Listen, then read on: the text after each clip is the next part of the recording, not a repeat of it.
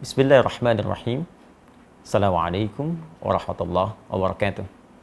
Alhamdulillah, wassalatu wassalamu ala rasulillah wa ala alihi wa sahbihi wa man wala wa ba'du.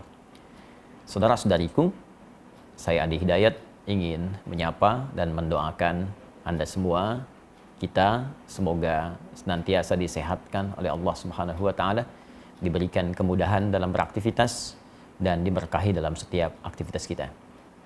Hari-hari ini telah masuk banyak pertanyaan, pesan kepada kami terkait dengan pelaksanaan ibadah dalam kondisi tersebarnya wabah, khususnya terkait dengan COVID-19 atau virus corona. Saya melalui ini ingin menegaskan, khususnya bagi umat Islam, bahwa dalam kehidupan berbangsa, bernegara, dan konteks ibadah berjamaah, kita memiliki wakil di Majelis Ulama Indonesia untuk memberikan pandangan dan solusi bagi persoalan keumatan, sehingga tidak setiap orang bisa memberikan fatwa pada situasi-situasi yang dibutuhkan wakil umat untuk memberikan pandangan. Dan dalam hal ini, di tangan saya saat ini telah ada keputusan fatwa dari Majelis Ulama Indonesia, setidaknya ada 10 lembar di sini. Yang penting saya ingin sampaikan mesti dibaca dengan detail, teliti, dan dipahami oleh umat sehingga pelaksanaannya bisa sempurna seperti yang disampaikan. Karena kami menduga ada sebagian informasi ini yang sampai, sebagian tidak sampai, sehingga menyebabkan kegelisahan, kepanikan, ketidaktahuan, bahkan ketidaksempurnaan dalam menunaikan ibadah yang dimaksudkan. Saya mohon izin untuk bisa berkontribusi menyampaikan fatwa ini sehingga bisa lebih meluas dengan baik, dipahami oleh masyarakat, dan bisa kita amalkan sesuai dengan ketentuan syariat agama kita. Fatwa Majelis Ulama Indonesia nomor 14 tahun 2020 tentang penyelenggaraan ibadah dalam situasi terjadi wabah COVID-19. Ya, bismillahirrahmanirrahim. Komisi Fatwa Majelis Ulama Indonesia MUI setelah menimbang dan seterusnya, mengingat dan seterusnya. Jadi di sini ada adab atau kaidah-kaidah fatwa yang memang mesti disusun demikian, dan ini sudah standar dari mulai pertimbangan kasusnya seperti apa, mengingat ini terkait dengan dasar hukumnya, baik firman Allah ataupun hadis-hadis Nabi Sallallahu Alaihi Wasallam. Jadi nanti Anda bisa lihat dasar dalil argumentasinya, karena seorang alim, apalagi kumpulan semuanya menjadi ulama, tentu tidak akan berfatwa sembarangan kecuali mengacu pada dasar hukum. Ini disebutkan di sini dari halaman pertama, dalil-dalilnya, ya, hadis-hadisnya, bahkan ada terjemahannya. Kita bisa akses dan bisa baca bersama sampai disebutkan ke 5 sampai 6 halaman pertama. Ya, 5 halaman masih dalil. Ini fase mengingat sampai di halaman ke-6 memperhatikan. Nah, jadi ada dalil sampai 6 halaman Al-Quran, hadis, kemudian kaidah-kaidah fikih, usul fikih. Nah, jadi tidak boleh sembarangan orang ngasih fatwa, kalau tak tahu kaidah jangan memberikan fatwa. Jadi Al-Quran sumber hukum, hadis sumber hukum. Bagaimana sumber itu menjadi produk hukum, ada kaidah. Nah, sehingga menjadi produk fikih yang bisa kita amalkan bersama. Ini kaidahnya disebutkan, kemudian memperhatikan pendapat-pendapat ulama. Jadi merujuk sehingga semua keilmuan ini aspeknya punya sanad, bersambung kepada ulama-ulama sebelumnya yang mendekati kepada isyarat-isyarat Nabi Sallallahu Alaihi Wasallam. Jadi penting merujuk kepada ulama-ulama untuk mengamalkan hadis Nabi, ya, wa innamal ulama warathatul anbiya, dan ulama itu pewaris Nabi, ya, para nabi, khususnya Nabi Muhammad Sallallahu Alaihi Wasallam. Jadi setelah kemudian memperhatikan pendapat para ulama sebelumnya, kasus-kasus yang terjadi sebelumnya, karena penanganan wabah kekinian itu tidak akan pernah terlepas dari situasi wabah di masa lalu yang pernah terjadi, dan bagaimana penanganan fikihnya, dari situ kemudian dirujuk sampai keluarlah di halaman ke-8 tentang fatwa hukumnya, menetapkan. Saya mohon izin untuk masuk ke dalam langsung fatwanya dan langsung membacakan sehingga kita mengetahui dengan baik. Memutuskan menetapkan fatwa tentang penyelenggaraan ibadah dalam situasi terjadi wabah COVID-19. Ini penting dibaca secara keseluruhan. Pertama, ketentuan umum. Ya, dalam fatwa ini yang dimaksud dengan COVID-19 adalah coronavirus disease, ya, penyakit menular yang disebabkan oleh coronavirus yang ditemukan pada tahun 2019. Jadi fatwa ini terkait dengan wabah virus corona atau COVID-19. Kedua, ketentuan hukum. Jadi tadi ketentuan umumnya untuk memberikan batasan bahwa fatwa ini dikeluarkan hanya terkait dengan masalah ini saja. Bagaimana ketentuan hukumnya? Tolong perhatikan dengan baik. Di sini ada 9 poin. Ingat betul. Jadi bukan 1-2 yang Anda cuplik lantas Anda sampaikan atau sebarkan atau di broadcast atau memberikan dasar kepada MUI, tapi sebagian saja yang dicuplik. Itu pun penting dipertimbangkan kembali. Saya bacakan satu-satu. 1. Setiap orang wajib melakukan ikhtiar, menjaga kesehatan, dan menjauhi setiap hal yang dapat menyebabkan terpapar penyakit, karena hal itu merupakan bagian dari menjaga tujuan pokok beragama, atau ad-darurat al-khams. Ya, ad-daruriyah al-khams. Ini bagian pertama, jadi meminta kita semua berikhtiar, jaga kesehatan kita, jaga baik-baik kondisi kita. Kalau kita mengambil kepada bagian-bagian sebelum yang disampaikan, jelas sekali ada anjuran langsung dari Nabi, kalau sudah tahu wilayah yang terjangkit jangan masuk ke situ, dari wilayah itu jangan keluar. Ya, ini bagian dari menjaga kehidupan kita, dan nanti turunannya kita akan lihat seperti apa proses yang dimaksudkan. Ad-daruriyatul khams, jadi ada 5 aspek tujuan pokok syariat ya, yang harus kita jaga. Yang pokok pertama adalah hifdzun nafsi, menjaga jiwa. Jadi jangan sampai kita mencari harta, mencari kehidupan, ya, mencari segala hal yang menyenangkan, tapi lupa bahwa ada yang membahayakan dalam kehidupan kita. Saya tidak akan banyak menafsirkan, kita sudah pahami. Jadi kedua, ini yang paling penting, orang yang telah terpapar virus corona wajib menjaga dan mengisolasi diri agar tidak terjadi penularan kepada orang lain. Saya ulang, orang yang telah terpapar virus corona wajib menjaga dan mengisolasi diri agar tidak terjadi penularan kepada orang lain. Baginya, salat Jumat dapat diganti dengan salat zuhur, karena salat Jumat merupakan ibadah wajib yang melibatkan banyak orang, sehingga berpeluang terjadinya penularan virus secara massal.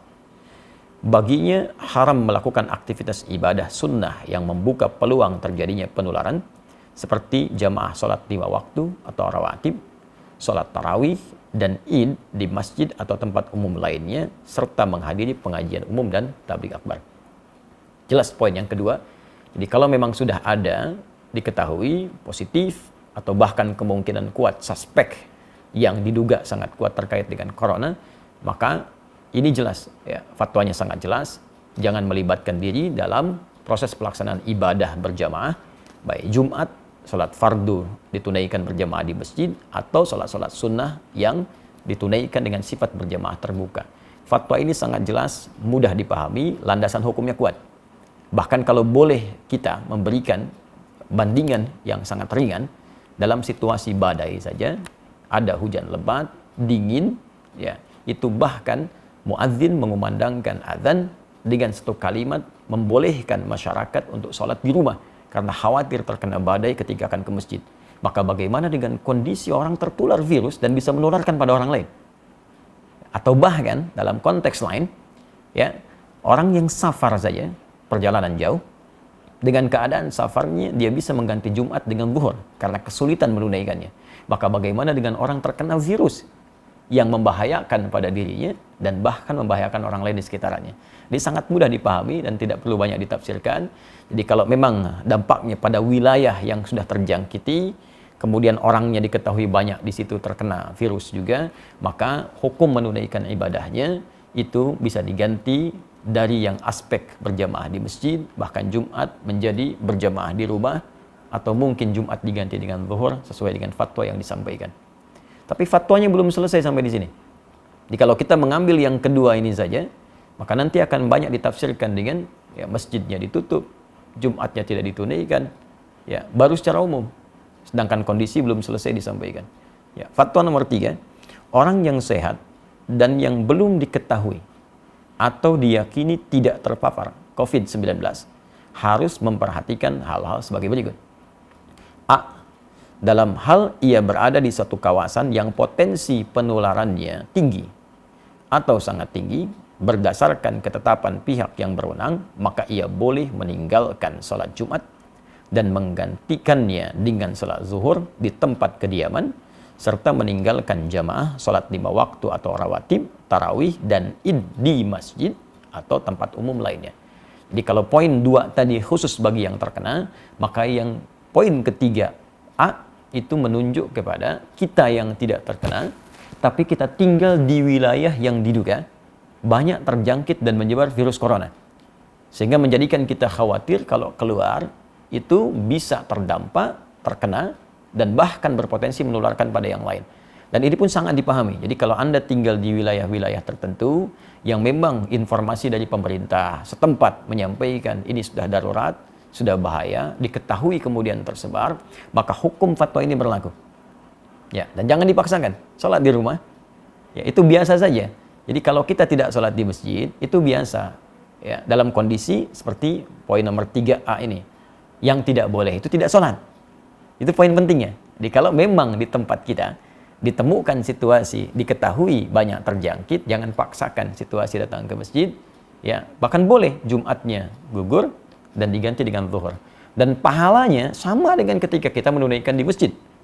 Ya, saya sampaikan hadis Nabi SAW, riwayat sahabat Abu Hurairah radhiyallahu taala anhu, Nabi pernah menyampaikan, "Idza maridul 'abdu aw safar kutiba lahu mithla ma kana 'alaihi muqiman sahihan." Kalau ada seorang yang sakit atau bahkan sedang perjalanan jauh, dia tidak bisa menunaikan ibadah rutin seperti biasanya, maka apa yang dia tunaikan pada saat itu dihukumi sama pahalanya dengan kebiasaan dia semula. Saat sehatnya, saat normalnya. Anda saat safar kemudian menunaikan yang sempurna jadi qasar, zuhur 4 jadi 2, sunnah tidak dikerjakan, padahal sebelumnya biasa Anda tunaikan. Maka kalaupun Anda kerjakan qasar, sunnah tidak dilakukan, tetap pahala dituliskan sempurna seperti kebiasaan Anda. Anda yang rajin ke masjid, kita yang biasa Jumatan, karena kondisi ini tidak memungkinkan ke masjid dan tidak kita tunaikan berjamaah di masjid, kita tunaikan di rumah untuk menjaga diri pada aspek yang sangat penting, maka pahalanya pun sama dengan Anda mendatangi tempat ibadah itu.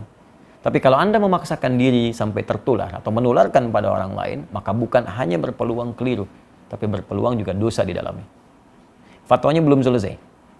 Pada poin B, dalam hal ia berada di suatu kawasan yang potensi penularannya rendah. Tolong disimak baik-baik. Dalam hal ia berada di suatu kawasan yang potensi penularannya rendah, berdasarkan ketetapan pihak yang berwenang, maka ia tetap wajib menjalankan kewajiban ibadah sebagaimana biasa dan wajib menjaga diri agar tidak terpapar COVID-19 seperti tidak kontak fisik langsung, bersalaman, berpelukan, cium tangan, kemudian membawa sejadah sendiri dan sering membasuh tangan dengan sabun. Nah, ini penting dibacakan bagian kedua ini supaya kita mengetahui ya, bahwa fatwanya belum selesai. Jadi kalau di wilayah kita berdasar keterangan dari aparatur setempat, ya pemerintahan setempat menyampaikan di wilayah ini baik, di wilayah ini diduga kuat belum tersebar atau kecil kemungkinannya, maka kita berjamaah seperti biasa. Jadi tidak harus menutup tempat ibadah. Jumat berlangsung, ya ibadah 5 waktu berlangsung, dan kehati-hatian tadi kita lakukan. Ya, kita hindari kontak fisik secara langsung, bersalaman, atau kemudian tadi membawa sejadah sendiri, menggunakan hand sanitizer, ya. Nah, itu kita lakukan. Tapi jangan latah kemudian masjid ditutup, Jumat tidak ada, sehingga seakan-akan sunyi dari ibadah. Nah, hanya mungkin di fatwa ini juga, ini kami mengusulkan. Ya, kami mengusulkan kepada pemerintah di daerah-daerah setempat dengan berkoordinasi dengan pusat, ini mungkin menyampaikan kepada masyarakat transparansi data yang terbuka.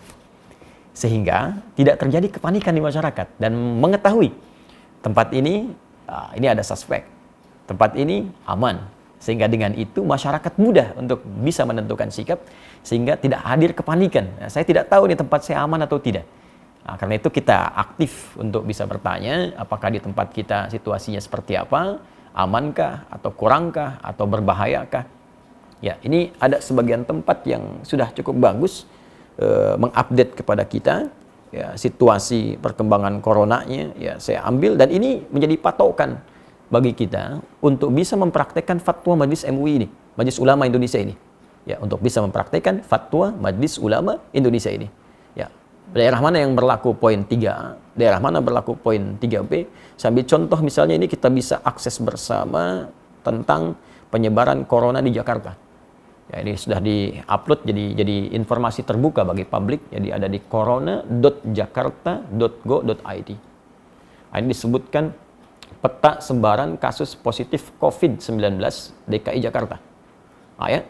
Jadi sampai hari ini ya disebutkan teman-teman sekalian, ini petanya sudah merah semua tuh. Dan dijelaskan. Ya, ke bawahnya dijelaskan kelurahannya di mana, rumah sakit penanganannya di mana, hasil pantauannya sampai tanggal kemarin 18 Maret pukul 18 seperti apa, jumlah kasusnya berapa, positif titik kelurahan bagaimana, yang menunggu hasil, yang positif bisa kita akses. Bahkan Anda tinggal di mana, ini tinggal diklik titik merahnya, tuh, keluar.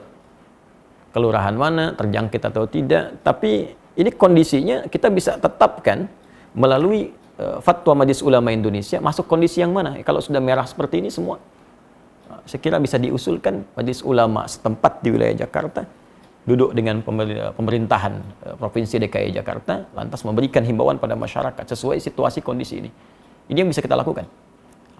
Dan daerah-daerah lain berkoordinasi ya, dengan pusat, diberikan instruksi yang jelas, dari wilayahnya kemudian memberikan gambaran ke masyarakat.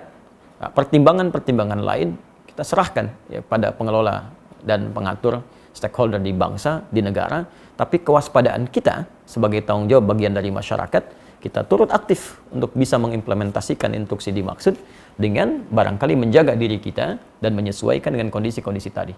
Kita bertanya, Anda yang di Jawa, Jawa Barat, Jawa Tengah, Jawa Timur, Jakarta, Jogja, dari Sabang sampai dengan Merauke, kita ketahui wilayah kita, baru kita terapkan fatwa yang dimaksudkan ini. Dan disinilah pentingnya para ulama juga dilibatkan untuk memberikan pendampingan ke masyarakat. Ya, saya ingin tegaskan situasi sekarang ini berdampak luas ke fikih. Ya, sekarang yang tingkat meninggal tadi disebutkan di Jakarta sudah 15. Bagaimana cara menyolatkannya, cara memandikannya. Bahkan ada beberapa kasus di masyarakat yang masuk rumah sakit, kemudian juga sudah tidak tertampung. Ada lagi yang lebih ekstrim, akan disolatkan, dikuburkan, masyarakat tidak menerima karena takut tertular. Ini saya kira kita, para ulama, para ustadz juga mesti terpanggil untuk membantu, bersinergi, dan memberikan pendampingan ke masyarakat, dan berkoordinasi dengan wilayah pemerintahan dengan baik, sehingga kita terjadi kesatuan, perpaduan, dan sinergi yang baik, satu dengan yang lainnya. Kemudian saya bacakan fatwanya, ya. Dalam kondisi 4, dalam kondisi penyebaran COVID-19 tidak terkendali di satu kawasan yang mengancam jiwa, umat Islam tidak boleh menyelenggarakan sholat Jumat. Saya bacakan, umat Islam tidak boleh menyelenggarakan sholat Jumat di kawasan tersebut sampai keadaan jadi normal kembali, dan wajib menggantikannya dengan sholat zuhur di tempat masing-masing. Demikian juga tidak boleh menyelenggarakan aktivitas ibadah yang melibatkan orang banyak dan diyakini dapat menjadi media penyebaran COVID-19 seperti jamaah sholat 5 waktu atau rawatib, sholat tarawih dan id di masjid atau tempat umum lainnya, serta menghadiri pengajian umum dan majlis taklim. Ini nomor 4 ini dalam kondisi penyebaran COVID-19 tidak terkendali. Artinya memang sudah mewabah luas, tidak bisa ditangani sama sekali, maka fatwa ini berlaku. Dan ini sudah tidak perlu kita berfatwa lagi. Jadi kalau orang-orang tak paham, sudah diam saja. Ikuti instruksinya, karena ini sudah orang yang pakar yang berbicara. Ya, kadang-kadang kita ini suka aneh. Masalah ekonomi, kita ikut ekonom. Masalah hukum, kita ikut ahli hukum. Ya, masalah untuk bisnis, kita ikut pebisnis. Tapi kalau urusan agama, semua bisa berfatwa. Maka saya tegas ingin menyampaikan, kalau tidak punya ilmu, tak paham, sudah ikuti instruksi yang ada, jangan bikin fatwa masing-masing. Jangan sampai Anda bisa mengatakan misalnya, mohon maaf, ini kan bagian dari ibadah itu wajib kalau wafat sedang dalam keadaan sholat. Wafat itu tidak ada kaitan dengan virus atau yang lain. Kalau sudah tiba ajal ya wafat. Tapi ketentuan syariat mesti kita ikuti. Nabi saja meminta kita untuk menjaga diri. Anda bukan Nabi, bukan Rasul, menganjurkan sesuatu yang bertentangan. Maka itu sangat hal yang tidak diharapkan. Mohon izin saya meneruskan. 5, dalam kondisi penyebaran COVID-19 terkendali. Ini, tolong catat juga ini. Dalam kondisi penyebaran COVID-19 terkendali, umat Islam wajib menyelenggarakan sholat Jumat dan boleh menyelenggarakan aktivitas ibadah yang melibatkan orang banyak seperti jamaah salat 5 waktu atau rawatib, salat tarawih dan id di masjid atau tempat umum lainnya, serta menghadiri pengajian umum dan majlis taklim dengan tetap menjaga diri agar tidak terpapar COVID-19. Nah, jadi kalau di wilayah-wilayah yang diketahui, sekali lagi, transparansi data, informasi yang dibuka ke publik, setidaknya menyampaikan, ini wilayah ini terpapar, wilayah ini tidak. Sehingga kita bisa petakan, oh ini yang tidak, yang aman, maka berlaku fatwa yang ini. Ini yang terkendali, tetap Jumatan. Masjid dibuka. Jadi jangan sampai syiar-syiar ibadah itu hilang, tertutup. Nah, jangan dipukul rata fatwa ini bagi semua kondisi yang sekiranya terjadi perbedaan keadaan di dalamnya. 6. Pemerintah menjadikan fatwa ini sebagai pedoman dalam menetapkan kebijakan penanggulangan COVID-19 terkait dengan masalah keagamaan dan umat Islam wajib menaatinya. Nah, ini sudah tidak perlu saya tafsirkan. Tentunya fatwa ini sudah sampai ke pemerintah kita. Negara kemudian bisa mengambil tindakan dan kita mengikuti sesuai dengan arahan fatwa MUI yang dimaksudkan. 7. Pengurusan jenazah. Ya, tajhiz al-janaiz yang terpapar COVID-19, terutama dalam memandikan dan mengafani, harus dilakukan sesuai protokol medis dan dilakukan oleh pihak yang berwenang dengan tetap memperhatikan ketentuan syariat, sedangkan untuk mensalatkan dan menguburkannya dilakukan sebagaimana biasa dengan tetap menjaga agar tidak terpapar COVID-19. Saya kira ini sangat jelas, ya, dan ini perlu berkonsultasi juga. Ada ulamanya, ada bagian medisnya, dan dijelaskan bagaimana saat menyolatkan tidak tertular, saat memandikan tidak tertular, sehingga dengan itu tidak terjadi kepanikan. Dan saat seorang pun dengan izin Allah sesuai ajal meninggal misalnya karena terpapar virus ini, dan kita doakan semoga Allah menerima segala amal baik, menjadikan rahmat, ya, menjadikan syahid sesuai janji Nabi Sallallahu Alaihi Wasallam. Nah, tapi yang paling penting adalah dengan jelas semua itu tidak ada kepanikan dan kita mengerti apa yang harus kita lakukan. Ya. 8. Tindakan yang menimbulkan kepanikan dan atau menyebabkan kerugian publik seperti memborong dan atau menimbun bahan kebutuhan pokok serta masker dan menyebarkan informasi hoax terkait COVID-19 hukumnya haram. Hukumnya haram, termasuk Anda pun yang menyebarkan informasi fatwa yang sembarangan, ya, yang bahkan tidak terkait dengan kondisi yang dihadapi, itu bisa salah juga. Ya, seharusnya bisa ke masjid, tidak bisa ke masjid. Atau seharusnya tidak harus ke masjid, malah ke masjid. Maka dilihat dengan baik-baik. Dan saya pada poin yang ke-8 ini ingin mengajak seluruh lapisan masyarakat Indonesia, tanpa kecuali, terlepas dari sekat-sekat keyakinan dan yang lainnya, mari kita bersinergi untuk mengatasi wabah virus COVID-19 ini. Ya, Anda yang diberikan keluasan oleh Allah Subhanahu wa Ta'ala dari segi harta, atau bahkan bisnis Anda terkait erat dengan kebutuhan masyarakat saat ini buktikan. Waktunya Anda untuk membuktikan diri, berbakti kepada negeri, bangsa, berkhidmat, niatkan sebagai ibadah, tampil Anda. Buat masker yang banyak, sebarkan di masyarakat, CSR Anda gunakan untuk berkhidmat secara sosial, atau bikin harga yang murah. Nah, jangan mencari keuntungan dari situasi yang sulit. Ya, karena untuk apa Anda mendapatkan harta kekayaan yang tinggi di atas penderitaan orang lain? Ya. Kemudian juga yang usaha di bidang disinfektasi, disinfektan, silahkan buat dengan harga pokoknya, sebarkan. Kalau perlu kita bikin bilik-bilik kemudian di sosial di masyarakat sehingga orang bisa diberikan disinfektan, ya, dengan cukup baik, menemukan hand sanitizer di berbagai tempat sehingga kita bisa tekan sesuai dengan kemampuan kita. Apa yang bisa kita kerjakan, passion yang kita dapati, kita bersinergi. Dan ini bukan saatnya untuk kita saling mencari peluang, ya, mencela, menjatuhkan. Ya, negeri kita perlu persatuan untuk mengatasi wabah ini. Kalau kita memang ingin terbebas, ya, kecuali kalau orang-orang punya kepentingan-kepentingan lain, ya, tentunya Allah akan memberikan jalan keluar kepada kita dengan cara yang paling baik. Terakhir, 9. Umat Islam agar semakin mendekatkan diri kepada Allah Subhanahu wa Ta'ala dengan memperbanyak ibadah, taubat, istighfar, zikir, membaca kunut nazilah di setiap salat fardu, memperbanyak salawat, sedekah, serta senantiasa berdoa kepada Allah Subhanahu wa Ta'ala agar diberikan perlindungan dan keselamatan dari musibah dan mara bahaya. Ya, daf'ul bala, khususnya dari wabah COVID-19. Inilah 9 poin yang disampaikan, dan bagian terakhir khususnya bagi kita umat Islam sangat penting kita lakukan. Karena semua solusi akan kembali kepada Allah Subhanahu wa taala. Al-Quran surah kedua Al-Baqarah ayat 156. Alladzina idza asabathum musibah qalu inna lillahi wa inna ilaihi rajiun. Orang-orang hebat itu, orang-orang sabar, orang-orang terbaik itu ketika diuji dengan musibah apapun, maka ia kembali kepada Allah untuk meminta solusi.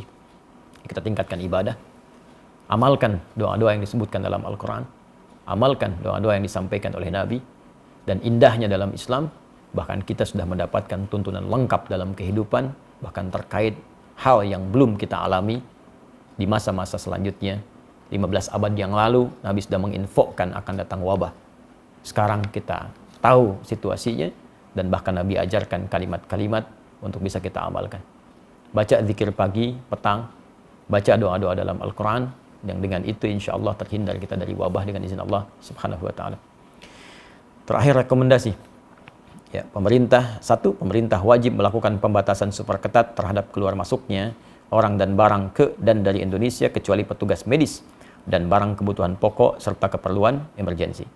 2. Umat Islam wajib mendukung dan menaati kebijakan pemerintah yang melakukan isolasi dan pengobatan terhadap orang yang terpapar COVID-19 agar penyebaran virus tersebut dapat dicegah. 3. Masyarakat hendaknya proporsional dalam menyikapi orang yang suspek atau terpapar COVID-19. Oleh karena itu, masyarakat diharapkan bisa menerima kembali orang yang dinyatakan negatif dan atau dinyatakan sudah sembuh ke tengah masyarakat serta tidak memperlakukannya secara buruk. Kemudian ketentuan penutup. 1. Fatwa ini mulai berlaku pada tanggal ditetapkan dengan ketentuan jika di kemudian hari membutuhkan penyempurnaan akan disempurnakan sebagaimana mestinya. 2. Agar setiap muslim dan pihak-pihak yang memerlukan dapat mengetahuinya, semua pihak dihimbau untuk menyebarluaskan fatwa ini. Dan apa yang saya sampaikan ini menaati, mengikuti himbauan khususnya di poin yang keempat ketentuan penutup, berkontribusi dalam menyebarluaskan fatwa ini sehingga diketahui oleh masyarakat dan bisa kita taati dan jalankan khususnya bagi umat Islam di seluruh wilayah Indonesia yang kita cintai ini. Ditetapkan di Jakarta pada tanggal 21 Rajab 1441 Hijrah, 16 Maret 2020. Majelis Ulama Indonesia Komisi Fatwa, Ketua Profesor Dr. Hasanuddin AF, Sekretaris Dr. Haji Muhammad Asrul Ni'am Saleh MA. Mengetahui Dewan Pimpinan Majelis Ulama Indonesia, Wakil Ketua Umum ditandatangani Kiai Haji Muhyiddin Junaidi MA, Sekretaris Jenderal Dr. Haji Anwar Abbas MM AG. Dan insya Allah kami mengetahui semua orang-orang ini yang menandatangan seluruhnya kafabel, ulama-ulama yang insya Allah dibimbing oleh Allah Subhanahu wa ta'ala dalam kebaikan. Karena itu dengan hadirnya fatwa ini, maka silahkan kita sikapi dengan baik. Saya berharap juga kepada kolega dari kawan-kawan, termasuk khususnya di umat Islam, Ustaz, para ulama-ulama di daerah ikut menyebarluaskan ini dengan proporsional, dengan detil, sesuai dengan keadaan daerahnya, sehingga menjadi sikap bagi masyarakat untuk bisa menunaikan ibadah. Dan saya juga menghimbau kepada pemuka-pemuka di agama lain, saudara-saudariku sebangsa dan setanah air, ya, agar sama-sama kita bersinergi menyampaikan kepada umatnya, menyampaikan kepada masyarakat juga dalam bawah binaan dan bimbingannya, agar senantiasa bisa menjaga diri, kesehatan sesuai dengan instruksi yang kita dapati dan bisa menyatukan kita dalam suasana kebangsaan yang utuh, baik, dan semoga Allah membebaskan kita dari wabah COVID-19 ini dan memberikan hikmah-hikmah terbaik kepada kita. Dalam situasi yang sulit akan tampil orang-orang yang hebat, orang-orang yang jelas cintanya kepada bangsa, kepada negara dengan memberikan kontribusi-kontribusi yang positif. Tapi di saat ini pun akan tampak orang-orang yang memang tak peduli, orang-orang yang hanya menumpang kehidupan yang mungkin tidak kita saksikan dalam kehidupan kita. Tapi di atas semua ini, persatuan lebih penting dengan menghindari segala hal yang bisa merusak tatanan kebangsaan kita. Adi Hidayat untuk semuanya. Assalamualaikum warahmatullahi wabarakatuh.